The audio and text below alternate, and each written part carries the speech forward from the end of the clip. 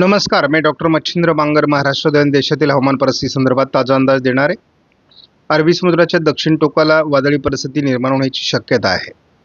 त्याचा भारतीय हवामानावर किती परिणाम होईल या संदर्भात आपण अंदाज घेणारच आहोत, परंतु हे क्षेत्र किती प्रभावी बनतंय यावर सर्व बाबी अवलंबून असतात।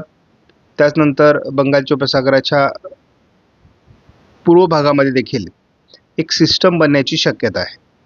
याचा भारतीय हवामानावर होणारा परिणाम आपल्याला पुढे बघायचा आहे। नैऋत्य मान्सूनचा परतीचा प्रवास फार महत्त्वाचा होता। महाराष्ट्रामधील आर्द्रता आणि एकूणच असलेलं छत्तीसगडमधील मध्य प्रदेशच्या पूर्व भागातील पावसाचं वातावरण यामुळे मान्सून मोठा रखडला होता। मात्र आता मान्सूनचा परतीचा प्रवास मोठ्या प्रमाणात झाला आहे। देशात अगदी किरकोळ स्वरूपात आता परतीचा प्रवास शेवटच्या टप्प्यात राहिलेला आहे। तो 48 तासात होईल आणि तशी ही 15 ऑक्टोबरची तारीख ही निर्धारित असते। त्यामुळे 15 ऑक्टोबरपर्यंत संपूर्ण देशातील मान्सून निरोप घेतो आणि येत्या 48 तासात मान्सून पूर्णतः भारतातून जाईल आणि जसाही नैऋत्य मान्सून निरोप घेईल तसं ईशान्य मान्सूनचं वातावरण भारतामध्ये सुरू होणार आहे। ईशान्य मान्सूनचा तसा महाराष्ट्रावर फार परिणाम होत नाही, परंतु यावर्षी तो परिणाम होईल अशा प्रकारचा अंदाज तयार झाला होता। बदलत्या वातावरणानुसार त्याचा किती परिणाम होतो हे देखील आपण बघणार आहोत। कालपर्यंत आपण बघितलं की मेघगर्जनेसह पावसाचं वातावरण हे दक्षिण भारतामध्ये मोठ्या प्रमाणात होतं, परंतु आता त्याचं प्रमाण काही अंशाने कमी झालंय। जसा नैऋत्य मान्सून मागे फिरतोय तसं कोरडं वातावरण होतंय, आर्द्रता कमी होते आणि पर्यायाने पावसाचं वातावरण देखील कमी होण्याची शक्यता आहे। मात्र आपण असं बघितलेलं आहे की या भागातून काही प्रमाणात बाष्प बंगालच्या उपसागरात सरकते, त्याचा किती परिणाम होतो हे देखील बघावं लागणार आहे। आणि काही अंशांनी विशाखापट्टणमच्या दरम्यान असलेली आर्द्रता किंवा बाष्प हे कमी दाबात रूपांतरित होते का हे देखील बघावं लागणार आहे। आपण जर NCMRWF हे मॉडेल बघितलं तर या मॉडेलने महाराष्ट्रामध्ये 15 तारखेला म्हणजे उद्या पावसाळी वातावरणाचा अंदाज दिलेला आहे।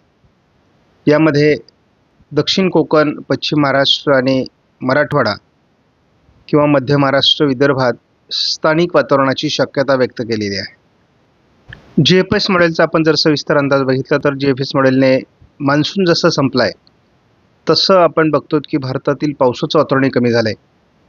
आपण जर बघितलं तर 15 तारखेला GFS मॉडेलने दक्षिणेतील राज्यांमध्ये मग तेलंगणा, आंध्र प्रदेश, रायलसीमा, कर्नाटक, केरळ आणि तामिळनाडू राज्यामध्ये पावसाचा अंदाज व्यक्त केला आहे।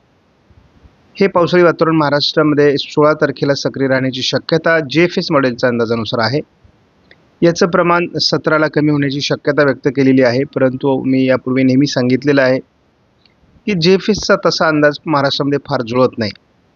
मात्र 19 तारखेला आपण बघितलं की महाराष्ट्राच्या बऱ्याच भागात पावसाचा अंदाज GFSने दिला आहे। GFSच्या अंदाजानुसार पश्चिम महाराष्ट्र, दक्षिण कोकण, मराठवाड्याच्या काही भागात पावसाचा अंदाज आहे, परंतु हा अंदाज फार जुळेल असं वाटत नाही। महाराष्ट्रासाठी ECMWF मॉडेलचा अंदाज जास्त महत्त्वाचा असतो असा आपला अनुभव आहे। या अनुभवानुसार नेमकी हवामानात काय बदल होत आहेत ते आपण बघतो। आज महाराष्ट्राच्या बऱ्याच भागात ढगाळ वातावरण राहण्याची शक्यता आहे आणि थोडं सोलापूर, सांगली, कोल्हापूर भागात किंवा चंद्रपूर, गडचिरोलीमध्ये पावसाची देखील शक्यता आहे। 16 तारखेला देखील याच भागात पावसाचा अंदाज आहे। सातारा, सोलापूर, सांगली, कोल्हापूर, रत्नागिरी, सिंधुदुर्गमध्ये पावसाचा अंदाज 16 तारखेला आहे। 17 तारखेला महाराष्ट्रात ढगाळ वातावरण आणि हलक्या स्वरूपाचं एखाद दुसऱ्या ठिकाणी वातावरण तयार होईल, विशेष वातावरण नाही। 18 तारखेला विशेष वातावरण महाराष्ट्रामध्ये नाही, उत्तर महाराष्ट्रामध्ये, विदर्भामध्ये, उत्तर कोकणात ढगाळ परिस्थिती राहील। 19 तारखेला थोडं छत्रपती संभाजीनगर किंवा नाशिकच्या काही भागात पावसाचा अंदाज आहे किरकोळ स्वरूपामध्ये। 20 तारखेला थोडं सोलापूर, सांगली, कोल्हापूरच्या दक्षिणी पट्ट्यात हलक्या स्वरूपाचं तुरळक अशा प्रकारचं वातावरण तयार होऊ शकतं। थोडं बंगालच्या उपसागरात वातावरण कमजोर होत असल्यामुळे जे काही अवकाळी पावसाचा अंदाज तयार झालेला आहे तो कमजोर होण्याची शक्यता आहे आणि अरबी समुद्रामध्ये मोठी सिस्टम विकसित होईल, त्यामुळे याचा किती महाराष्ट्रावर परिणाम होतो ते बघायचं आहे। 21 तारखेला थोडं वातावरण पश्चिम महाराष्ट्रापुरतं मर्यादित वाढतं आहे. तसं फारसं पावसाळी वातावरण महाराष्ट्राच्या उत्तरेकडील भागात नाही आहे. त्यामुळे जे काही पावसाचं वातावरण असेल ते लातूर, धाराशिव, सोलापूर, सांगली, कोल्हापूर, सांगली, सातारा, पुणे आणि रायगड, रत्नागिरी, सिंधुदुर्गमध्ये असण्याची शक्यता आहे. 22 तारखेला याचा जोर याच भागात राहील, परंतु जोर कमी होण्याची शक्यता आहे आणि उर्वरित महाराष्ट्रात पावसाचा अंदाज नाही, हे लक्षात घ्या. 23 तारखेला हा पावसाचा जोर कमी होतोय. यापूर्वी आपण बघितलं होतं की 23 तारखेपासून महाराष्ट्रामध्ये मुसळधार ते मुसळधार वादळी स्वरूपाचा पाऊस येईल असा अंदाज होता याच मॉडेलचा, परंतु अंदाज बदलतोय. 24 तारखेला महाराष्ट्रात विशेष पावसाचा अंदाज नाही. 25 तारखेला थोडी ढगाळ परिस्थिती महाराष्ट्रात होईल. किरकोळ एखाद दुसऱ्या ठिकाणी पाऊस आहे. 26ला देखील केवळ किरकोळ पावसाळी परिस्थिती आहे. 27लाही महाराष्ट्रात किरकोळ पावसाळी परिस्थिती आहे, परंतु एक धोक्याची घंटा आपल्याला बंगालच्या उपसागरामध्ये दिसते. एक चक्रीवादळ बंगालच्या उपसागरात तयार होण्याची शक्यता आहे आणि एक नवीन सिस्टम अरबी समुद्रातही विकसित होईल. आता याचा भारतीय हवामानावर किती परिणाम होतो माहीत नाही, परंतु आपण जे काही दिवाळीच्या काळामध्ये मोठं पावसाळी वातावरण महाराष्ट्रात तयार होईल हा अंदाज मॉडेलच्या आधारावर दिला होता, तो मात्र आता बदलला आहे. त्यामुळे महाराष्ट्रात 27 तारखेपर्यंत फारसं त्रासदायक वातावरण महाराष्ट्रात मुळीच नाही आहे. आणि यापुढे जे वादळं तयार होतात ते वादळं शक्यतो महाराष्ट्रावर येत नाहीत. ते दक्षिण भारतातून अरबी समुद्रात जातात किंवा कधीकधी ते उत्तर भारताकडे सरकण्याची शक्यता असते, म्हणजे या दिशेने सरकण्याची शक्यता असते किंवा कधीकधी ते या दिशेने सरकण्याची शक्यता असते. त्यामुळे याचा महाराष्ट्रावर फार परिणाम होत नाही आणि जो परिणाम होतो तो अतिशय तुरळक स्वरूपात असतो. त्यामुळं ही किती प्रमाणात बनतंय, कोणत्या भागात जाईल, हे सगळं बघावं लागणार आहे. आपण या सिस्टमचा परिणाम साधारण 28 तारखेला बघितला तर ते थोडं उत्तरेला सरकत आहे आणि आता महाराष्ट्रातला मान्सून गेलेला आहे. आर्द्रता तशी कमी झालेली आहे.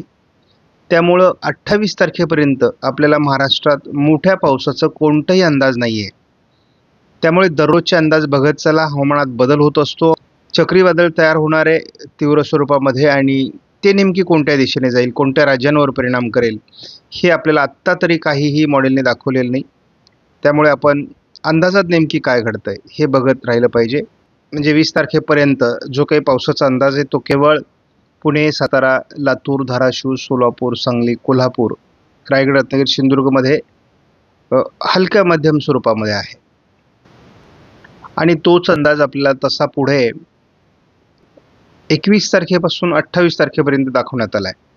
म्हणजे पावसाचं प्रमाण हे अहिल्यानगर, बीड, लातूर, नांदेड, परभणी, सोलापूर, सांगली, कोल्हापूर किंवा ठाणे, पुणे, सातारा, रायगड, रत्नागिरी, सिंधुदुर्ग, धाराशिव या भागात दाखवण्यात येतो आहे. परंतु हा अंदाज देखील आणखी कमजोर होण्याची शक्यता आहे, कारण जशी आर्द्रता कमी होईल, जसं नैऋत्य मान्सून गेल्यानंतरचं वातावरण बदलेल, त्याचा या पावसाचं वातावरण तयार होण्यासाठीचा परिणाम बदलणार आहे. आज सोलापूर आणि लातूरच्या थोडं पूर्व दक्षिण भागात पावसाचा अंदाज आहे. 15 तारखेला पुणे जिल्ह्यामध्ये, सातारा जिल्ह्यामध्ये, सोलापूरच्या काही भागात, सांगली आणि कोल्हापूरच्या, रत्नागिरी, सिंधुदुर्गच्या काही भागात पावसाचा अंदाज आहे. थोडं वातावरण पुणे पूर्व, सातारा पूर्व आणि अहिल्यानगरच्या दक्षिणी पट्ट्यात 15 तारखेला आहे. 16 तारखेला अहिल्यानगर, बीड आणि घाट माथ्यावर पुणे, सातारा, सांगली, पश्चिम भागामध्ये, त्यानंतर थोडंफार मुंबई आणि ठाण्याच्या आजूबाजूने किंवा रत्नागिरीच्या काही पूर्व भागामध्ये पावसाचा अंदाज आहे. पुणे, नाशिक आणि अहिल्यानगर पश्चिम भागात, थोडं पालघर, ठाण्यामध्ये ढगाळ वातावरणाची शक्यता 17 तारखेला आहे. किरकोळ वातावरण उत्तर महाराष्ट्रामध्ये 18ला आहे. नाशिकच्या उत्तरेकडून थोडं ढगाळ वातावरण 19ला. 20 तारखेला थोडं लातूर, सोलापूर, सांगली, कोल्हापूर सातारा, दक्षिण पुणे, रत्नागिरी, रायगड, सिंधुदुर्गमध्ये पावसाचा अंदाज आत्ता व्यक्त होतोय. 21 तारखेला थोडं पावसाळी वातावरण नांदेड, बीड, लातूर, अहिल्यानगर, सोलापूर, पुणे, सातारा, सांगली, कोल्हापूर, थोडं पालघर, ठाणे, रत्नागिरी, सिंधुदुर्गमध्ये तयार होण्याची शक्यता आहे. या वातावरणात बदल होतो हे लक्षात घ्या. हे वातावरण थोडं 22लाही राहण्याची शक्यता आहे. 23ला मुख्य पावसाचा जोर कमी होतोय आणि ज्या वादळी सिस्टम महाराष्ट्रात येऊन मोठं नुकसान होईल असं वाटत होतं ते संकट टळलेलं आहे. कोल्हापूर, सांगलीच्या दक्षिणी पट्ट्यात थोडं पावसाचा अंदाज आहे. म्हणजे दिवाळीत पाऊस आहे परंतु प्रभावी नाही. मेघगर्जना दिवाळीत होईल, फटाके फुटतील परंतु प्रमाण कमी झालं आहे. भीतीदायक वातावरण नाही. 24ला विशेष वातावरण नाही. 25ला अतिशय किरकोळ वातावरण या भागामध्ये आहे. सध्याच्या अंदाजानुसार अतिशय किरकोळ ढगाळ परिस्थिती 26ला आहे. 27ला किरकोळ ढगाळ परिस्थिती. 28ला किरकोळ ढगाळ परिस्थिती आहे. मात्र मोठं संकट बंगालच्या उपसागरात तयार होत आहे.